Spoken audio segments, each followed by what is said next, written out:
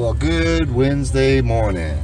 It's like 8:12 right now. Been going out since 7:15. I'm doing my third order. I did. Take the next right toward US 321 South Blue. Let me turn this down. Did one bagel delivery.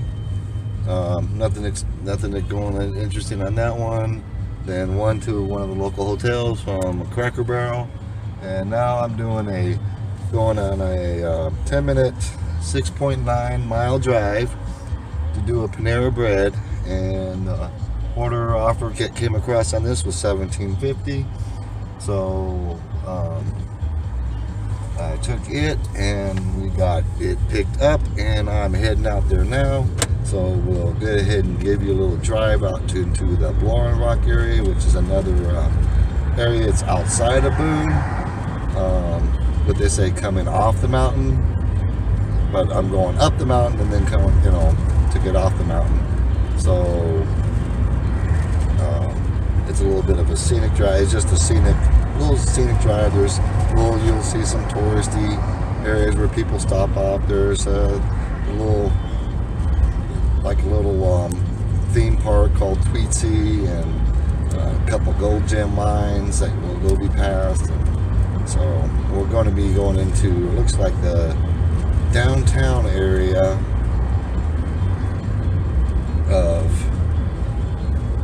of it, or we're either heading there or we're heading to one of the hotels, because this is a pretty large order for Panera bread.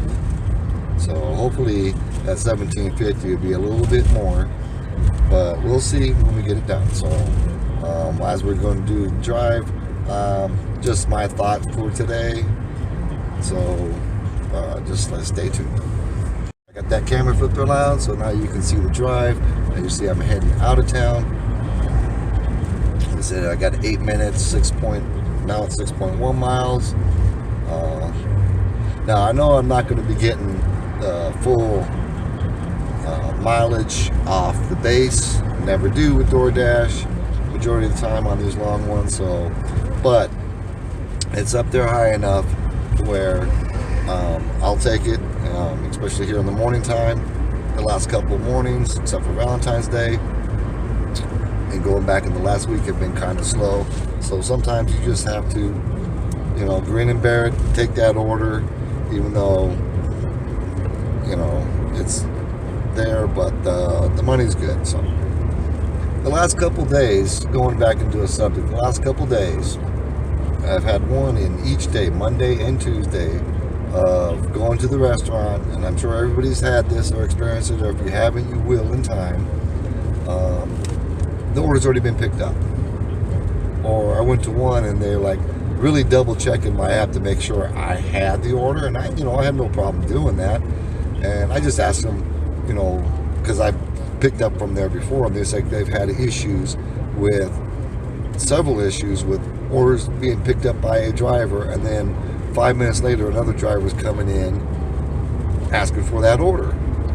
And so I guess there's a lot of people that are doing that little snapshot of the order.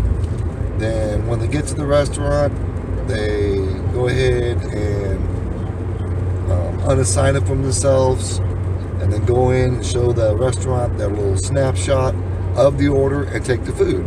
And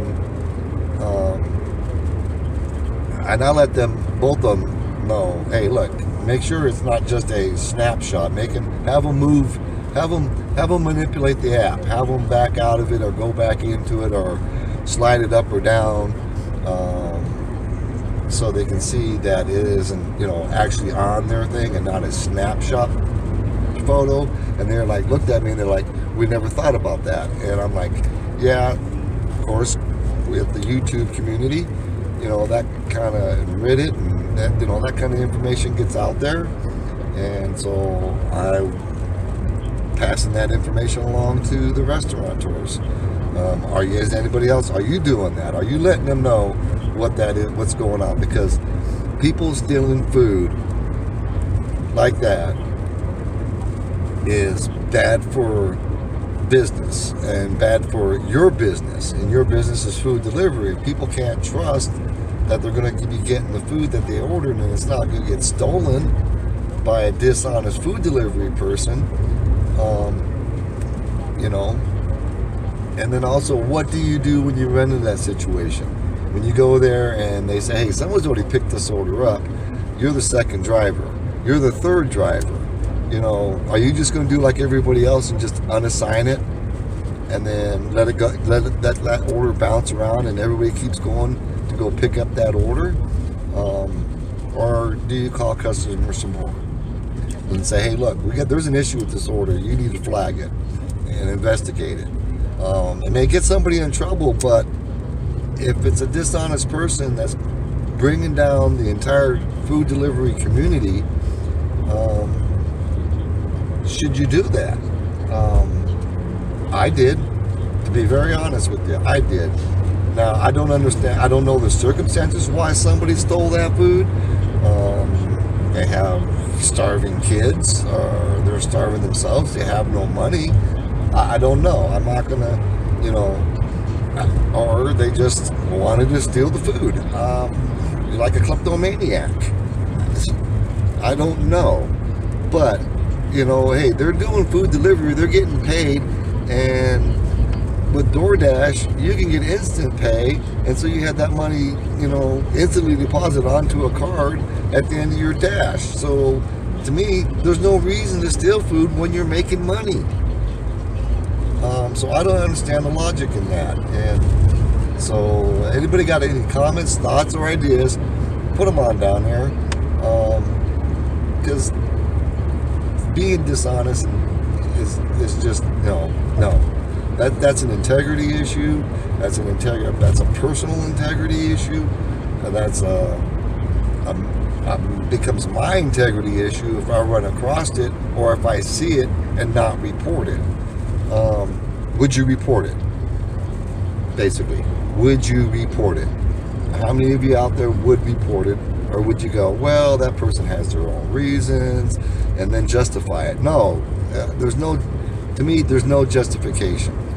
I tell you what, if there's any food delivery persons in my market and they cannot afford a meal for themselves and their family, don't steal the food. Come find me. I'll give you $20. I'll go buy the food for you. You know,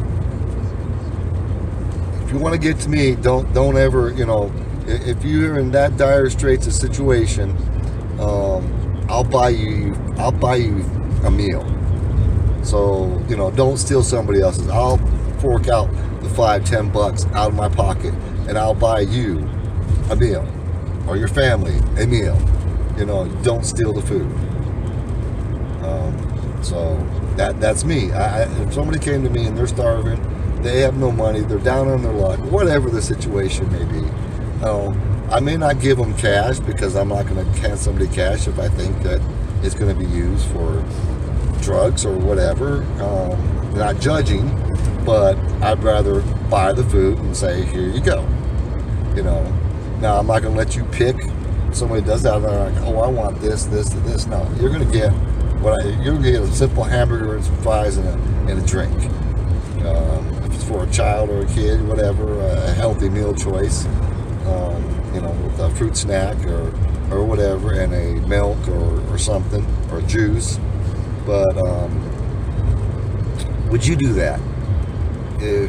Would you do that? I'm sure 99% of us, if someone came and said, hey, I can't feed my family, I'm down on my luck, is there any way you can help me out?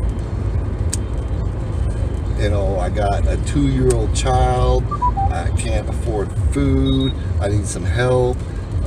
Would you help them out and then direct them to some sort of community group, or not a group, but like maybe a local church, local food bank, or something to say, hey, have you checked out this food bank? You know, they can give you some short-term help, or whatever it may be. You know, I do. Anybody who knows me knows I have done that, and I will do that. I have no problems doing that. So, yeah, it looks like this is going to 8100. Doesn't give me a unit number. Let me back out of it sometimes. Okay, so yeah, it says I'm coming up on it. So this is, I'm not going into the downtown area. So. Oh, I know where this is at. I wonder if this is that Child Development Center.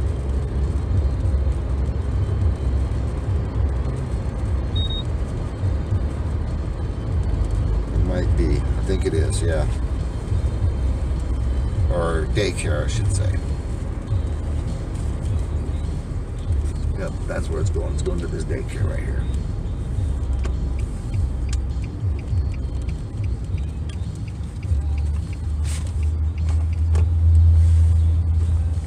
So that's going in.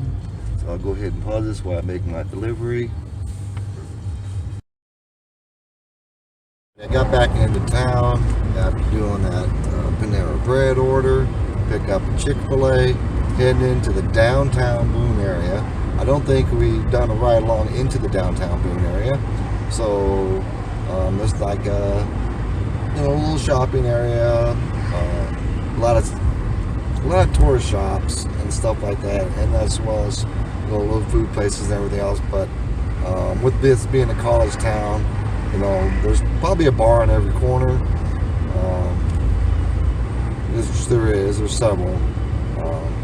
It's college town. So, but I like the downtown area. I like these small mountain communities, and it's the old time. The downtown area is the downtown area from the 1930s. So a lot of the buildings are really, really old.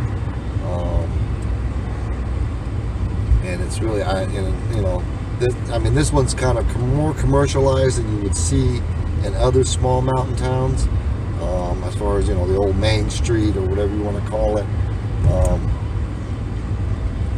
because it's so close to the college is like right on top of it. So, a lot of the old buildings are still there. It's just that they're, it's the upkeep is a lot better. It doesn't have that 1930s, 1940s, or 50s feel to it like you do see when you go to certain communities with the old furniture storefronts or drugstore storefronts, and that you can tell that's what they were. It's a lot of the buildings have been modernized, retrofitted, or however you want to put it. So let's take a look into the downtown as I drop this Chick-fil-A order off. Now, just recently, they just started putting in, a couple of years ago, about 3 years ago, they put in parking meters in the downtown area. They had to do it because you couldn't park anywhere in the downtown area, because all the college kids, instead of paying for campus parking, they would park in the downtown area. And so all the downtown streets, it was just college kids parking there and then walking 2 blocks, going to go to class. And so they had to kind of put a stop to that.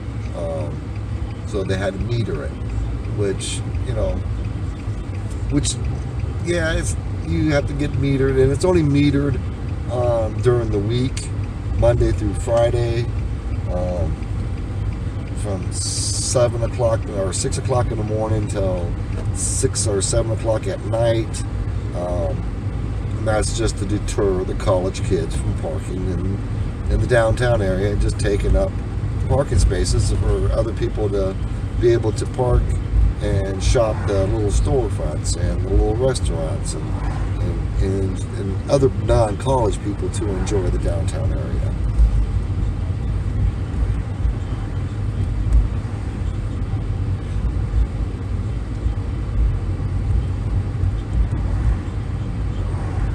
So now we're heading into the main part of the downtown area. Not the main part, but hitting into a lot of the downtown area, a lot of the old brick buildings.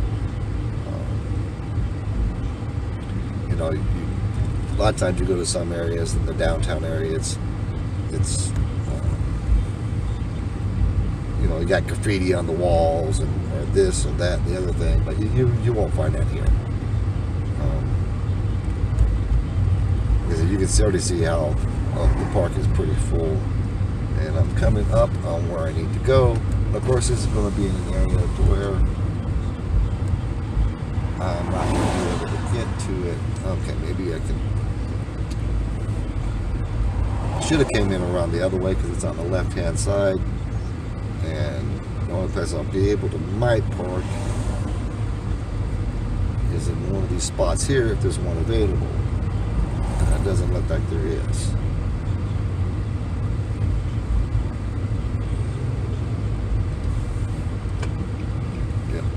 Park right here. No, actually, let me back out. I gotta go further up. Unless I have to walk. I wonder, is this going? Yeah, this is going to the Horton Motel, which you can see right there, here in the downtown area. It's really nice on the inside. Unlike some people that wear the Go Cam on top of their head and film inside areas, I'm not comfortable doing that, only because of people's privacy.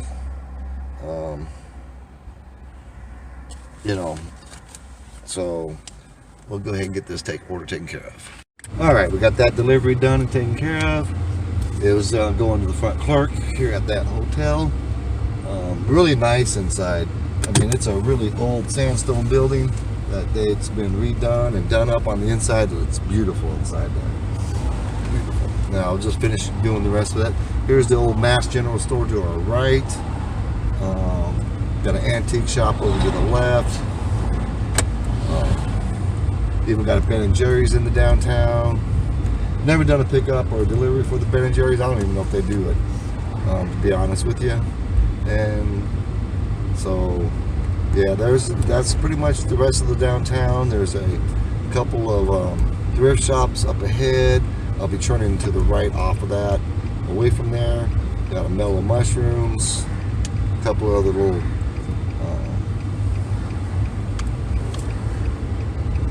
places, and then now we're going back down into the thing. I just wanted to give you guys a little ride along through the downtown of Boone, North Carolina.